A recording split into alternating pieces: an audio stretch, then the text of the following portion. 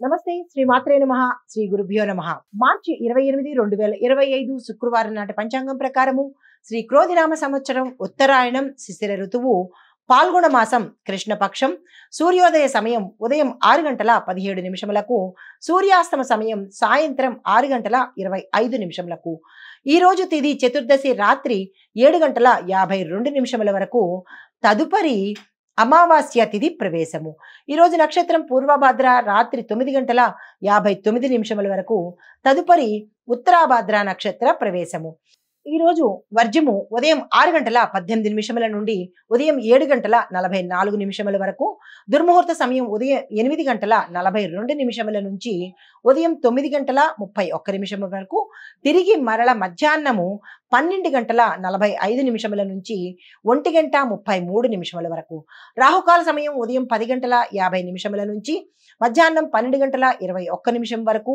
యమగండ కాలం మధ్యాహ్నం 3:23 నుంచి సాయంత్రం 4:54 వరకు.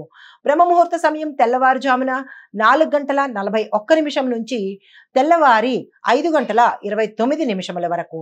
అమృత గడియలు మధ్యాహ్నం 2:56 నుంచి సాయంత్రం 4:23 వరకు. అభిజిత్ ముహూర్తము ఉదయం 11:57 నుంచి మధ్యాహ్నం 12:45 వరకు. ఇది నేటి పంచాంగం. నమస్తే. 28 మార్చి 2025 నాటి దిన ఫలితాలలో మేషాది ద్వాదశ రాశుల వారికి ఎలా ఉండబోతోంది అనే అంశంలో ముందుగా మేషరాశి వారికి అనుకూలంగా కొత్త పనులు విజయవంతమవుతాయి. ఆర్థికంగా చాలా లాభదాయకంగా ఉంటుంది. ఆరోగ్యపరంగా చూసినట్టయితే తలకు సంబంధించినటువంటి సమస్యలు కానీ రుగ్మతలు కానీ వచ్చే అవకాశం ఉంది. జాగ్రత్తలు తీసుకోండి. కుటుంబ పరంగా చాలా అన్యోన్యంగా ఉండబోతోంది. శుభవార్తలు వింటారు, శుభకార్యాలకు వెడతారు. పరిహారము వినాయక పూజ తప్పనిసరిగా చేసుకోండి. గం గణపతి నమః అనే మంత్రాన్ని తప్పనిసరిగా ధరించండి.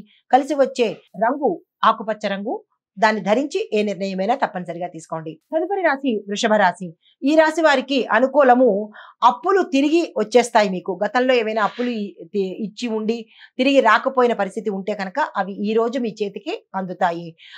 ఆర్థికంగా చూసినట్టయితే ఖర్చులను తప్పనిసరిగా అదుపులో పెట్టుకోండి. ఆరోగ్యపరంగా శరీరం బలహీనంగా ఉంటుంది. నిరాశ నిస్సత్తువ మానసిక ఒత్తిడి కలిగే అవకాశం ఉంది. జాగ్రత్తలు తీసుకోండి. పరిహారంగా దుర్గా అమ్మవారిని తప్పనిసరిగా ప్రార్థించుకోండి. తదుపరి రాశి మిథున రాశి. ఈ రాశిలో ఉండే వారికి అనుకూలం ఏమిటంటే ప్రయాణాల్లో అత్యంత అనుకూలంగా ఉంటుంది. మీరుండే ప్రదేశాల్లో అనుకూలత ఏర్పడుతుంది.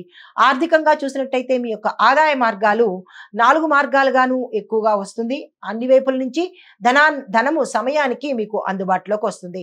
ఆరోగ్యపరంగా చూసినట్టయితే ఒత్తిడిని తగ్గించుకోండి. చిన్న చిన్న అనారోగ్య సూచనలు గోచరిస్తున్నాయి. మీకు చెప్పదగిన పరిహారము విష్ణు సహస్రనామ పారాయణ తప్పనిసరిగా చేసుకోండి.